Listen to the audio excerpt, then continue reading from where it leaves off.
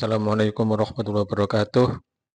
Kita akan meneruskan kajian kitab Mukhtarul Ahadits dalam Maqra Bainama Kalbun Yutifu Birokiyatin Kada Yaqtuluhu Al-Atash. Bismillahirrahmanirrahim. Bainama Kalbun, ing dalam siji waktu utawi kirik iku yutifu mubeng-mubeng apa kalbun birokiyatin kelawan ngubengi sumur. Kada parek-parek apa kalbun iku yaqtuluhu mateni ing kalbun apa atasu haus kelak. Idro'athu dumadakan ningali ing kalbun sapa bakhiyun wong wadon kang lacut min bakhaya Bani Israila saking pira-pira wong wadon lajute Bani Israil. Fanazaat maka nuli nyopot sapa bakhiyun muqoha ing sepatune bakhiyun. Fastakot maka amri nginung sapa bakhiyun lahu karna kalbun bihi kelawan muk. Fasakot maka nginungi sapa bakhiyun hu ing kalbun faghfira maka den ampura sapa laha bakhiyun. Rawahul Bukhari wa Muslim an Nabi Hurairah.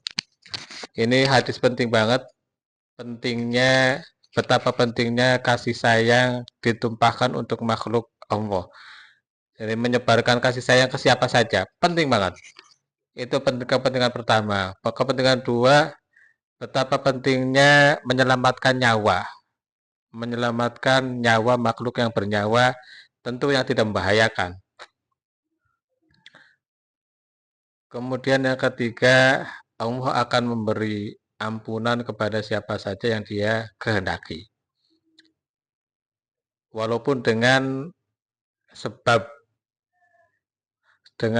perilaku yang mungkin menurut kita biasa saja, tapi menurut Allah itu sangat luar biasa. Hadisnya bainama kalbun yutifu birokiyatin. Suatu ketika ada seekor anjing yang sedang haus dan mengitari sumur. Jadi dia karena saking hausnya ingin mencari air dan menemukan sumur, tapi dia tidak bisa langsung terjun ke sumur. Tentu ya anjing juga tahu diri, pasti akan susah untuk bisa naik ke atas lagi. Jadi akhirnya ya sudah muter-muter di sekitaran sumur. Idro'ashu bakhiyun min bakhaya Bani Israil. Ketika itu dilihat oleh salah satu perempuan tidak baiknya, perempuan nakalnya Bani Israil. Dilihat oleh salah satu perempuan nakalnya Bani Israil. Tentu kalau perempuan nakal kan najis. Pakaian kostumnya juga najis, kemudian kelengkapan aksesorisnya juga lengkap, termasuk sepatunya juga bagus, sepatu bagus, bukan sepatu ala kadarnya. Fastaqos lahu bihi fasaqoshu, maka fanazas mukoha, perempuan nakalnya Bani Israil ini rela mencopot salah satu sepatunya, kemudian mencari air, mengambil air di sumur, dan lalu memberikan minum untuk seekor anjing tadi yang sedang kehausan. Sampai kenyang, sampai tidak haus lagi. Maka faghfirolaha. Karena amaliyah yang menurut kita mungkin sepele banget, tapi menurut Allah itu sangat istimewa, faghfirolaha. Maka sebab menjadi salah satu sebabnya diampuni oleh Allah. Jadi seketika itu perempuan ini menjadi taubat dan diampuni oleh Allah tobatnya, dan tobatnya diterima lalu diampuni. Hanya gara-gara memberi atau menyelamatkan seekor anjing dari rasa haus. Jadi betapa sangat istimewanya kita diminta untuk menebarkan kasih sayang kepada siapa saja. ke anjing saja itu Allah rela memberi ampunan untuk perempuan nakal. Perempuan yang sehari-harinya berprofesi nakal, ya suka, ya perempuan nakal, perempuan nakal. Tapi hanya karena itu Allah rela memberikan ampunannya. Apalagi lebih dari itu, apalagi kita yang sehari-harinya ibadah, yang dia tidak pernah ibadah. Perempuan nakal ini tidak pernah ibadah dan selalu melakukan kemaksiatan. Tapi barokah menyelamatkan seekor anjing dari rasa haus dan tentu menyelamatkan nyawanya anjing, maka Allah memberi ampunan. Baridu ta'amakum yubarak fihi. Yubarak lakum fihi. Baridu ngademana sira kabeh ta'amakum ing panganan sira kabeh yubarak maka den barokai opo fihi ta'amukum. Kalau mau makan jangan sedang dalam keadaan panas banget lalu kemudian dimakan, yaitu bisa sakit. Ya sakit lidahnya, ya sakit. Kemudian gigi yang untuk makan juga sakit, dan nanti kalau ketelan juga ususnya juga sakit. Jadi biarkan dulu sampai bisa dimakan, sampai dingin, sampai bisa dimakan. Birru aba'akum tabarrukum abna'ukum. Boleh tabarrukum boleh. Birru bagusana sira kabeh aba'akum ing pira-pira babane sira kabeh. Berbuat baiklah kepada orang tua. Tabarrukum maka bagus ing sira kabeh sapa abna'ukum pira-pira anak sira kabeh. Karena ya tebar tuai juga berlaku, tebar tuai. Siapa menebar ya dia akan menuai. Birru abakum waifu lan kersa sira kabeh anin nisae saking pira-pira wong wadon taifa maka reksa sapa nisa hukum pira-pira wadone sira kabeh. Wa manute sapono iku tunus sila den wai alasan sapa ilahi man palam yakbal maka ora rima sapa man falayarida maka ora nekani sapa man al khawdi ingat setelah karwaul hakiman Jabir. Kata Nabi ini ada 3 pesan. Pertama, birru aba'akum tabarrukum abna'ukum. Berbuat baiklah sebaik-baiknya kepada orang tua. Siapapun ya kepada orang tua, berbuat baiklah sebaik-baiknya kepada orang tua, maka anak kalian akan berbuat baik kepada kalian. Waifu 'anin nisa'i ta'ifa nisa'ukum. Dan jagalah perempuan-perempuan untuk tidak dilecehkan. Jangan lecehkan perempuan, baik secara verbal maupun secara fisik. Melecehkan perempuan secara verbal, misalnya dengan kata-kata kotor, atau secara fisik dengan perilaku, Maka ta'ifa nisa'ukum, atau tu'afa nisa'ukum, atau ta'ifa, maka istri kalian akan terjaga, maksudnya tidak dilecehkan.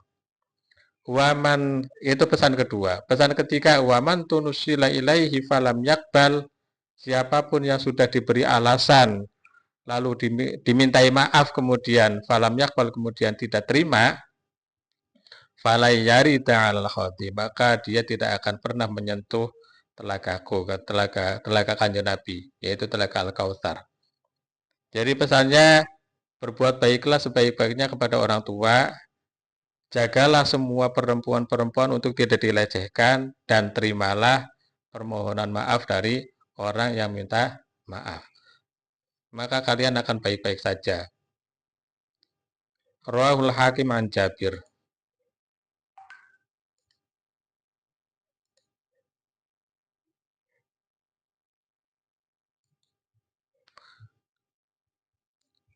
Buniyal Islamu ala khamsin. Buniyya dan jenengaken apa Islamu Islam ala khamsin ngatas 5 syahadatu alla ilaha illallah.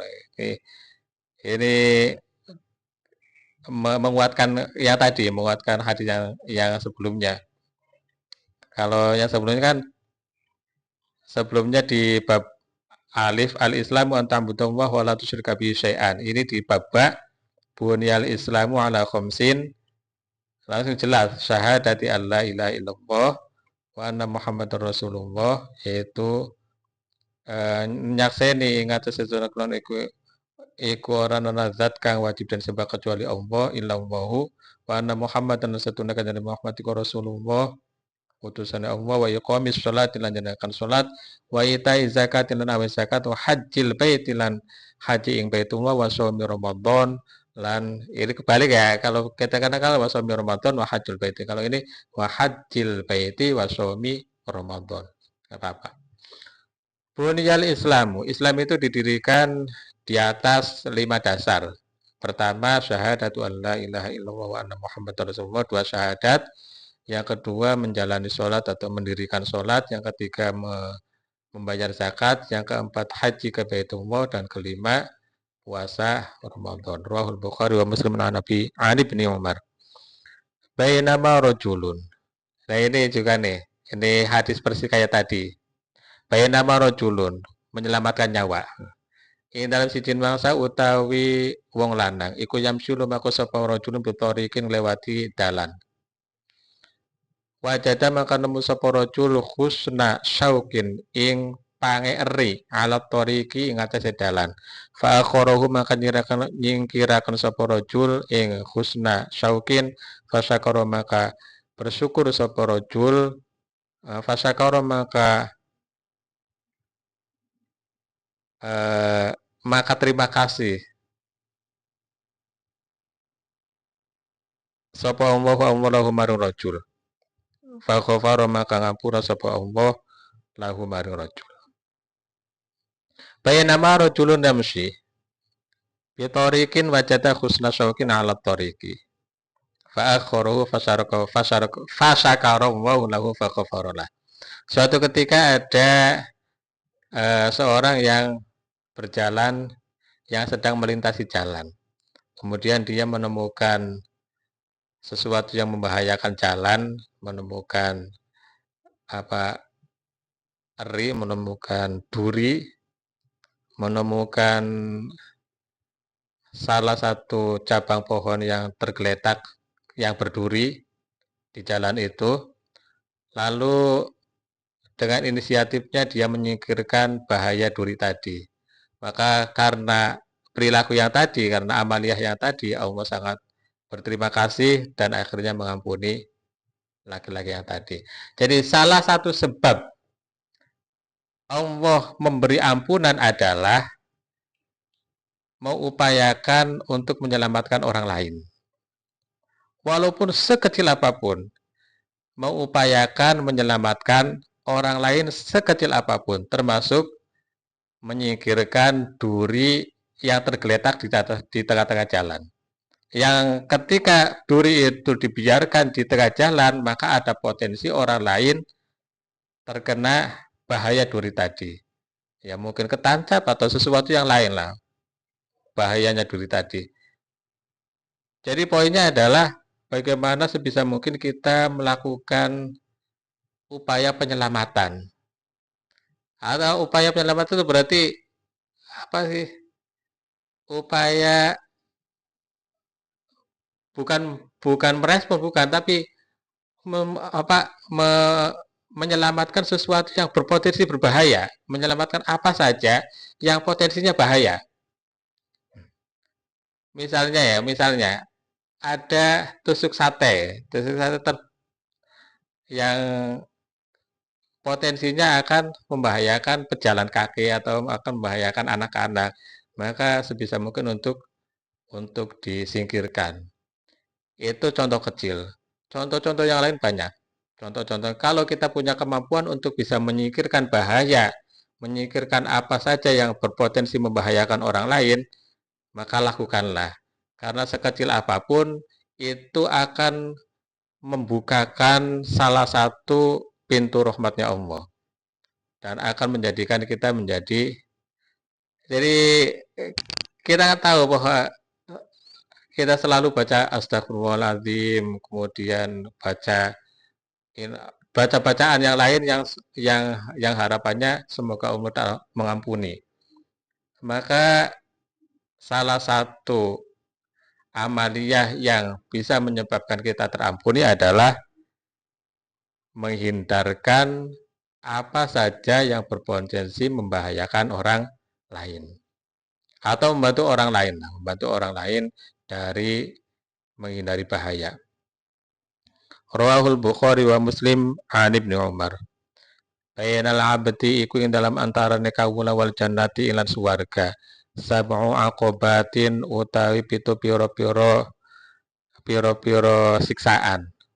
Ahwanuha utawi luwih enteng-enteng aqobah iku al mautu mati. Wa ashabuha utawi luwih rekas-rekasane aqobah iku al wukufu kandek bayana yadayillahi ta'ala ing dalam antarane ngersane Allah Ta'ala idza ta'allaqa nalikane gandulan sapa al madlumu na pira-pira wong kang zalim bibit zalimina kelan pira-pira wong kang zalim wong kang lakoni zalim rawahul Bukhari.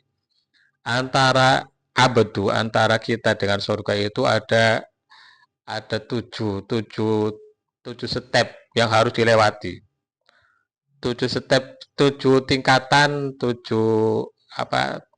sesuatu yang menderita yang harus kita lewati. Yang paling ringan itu mati. Jadi orang tidak bisa masuk surga kecuali setelah mati. Jadi yang paling ringan itu paling ringan. Yang paling berat adalah al-wuqufu baina yadayillahi ta'ala, yaitu ketika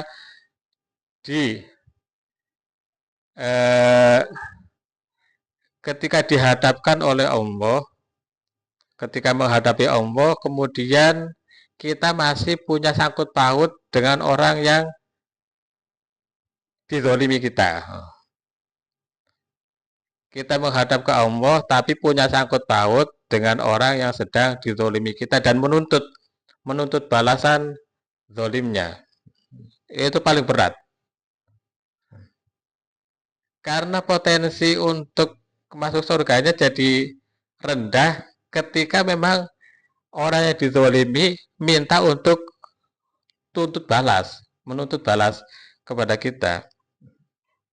Jadi kalau sudah di akhirat kan sudah tidak butuh lagi misalnya dibayar dengan apa, sudah nggak butuh lagi dibayar, tapi yang diminta adalah pahalanya. Pahala kita diminta oleh orang yang pernah dizalimi oleh kita. Jadi itu paling berat. Jadi usahakan sebisa mungkin untuk tidak menzalimi siapapun dengan apapun. Tidak menzalimi siapapun dengan melakukan hal-hal yang menzalimi, dengan melakukan apapun. Termasuk ya zalim secara finansial, zalim secara fisik, zalim secara verbal. Itu bisa berpotensi untuk menuntut balas atas kezaliman kita kepada orang lain. Jadi orang lain bisa menuntut balas. Dan itu bisa menjadi salah satu potensi kita susah untuk masuk surga. Jadi masuk surga itu susah, masuk surga itu akan memenuhi tujuh hal yang menyiksa. Paling ringan itu mati, dan paling berat adalah ketika kita dihadapkan oleh Allah sementara orang lain yang pernah dizalimi kita menuntut balas. Itu susah banget. Rawahul Bukhari. Bainama rajulun wallahu alam.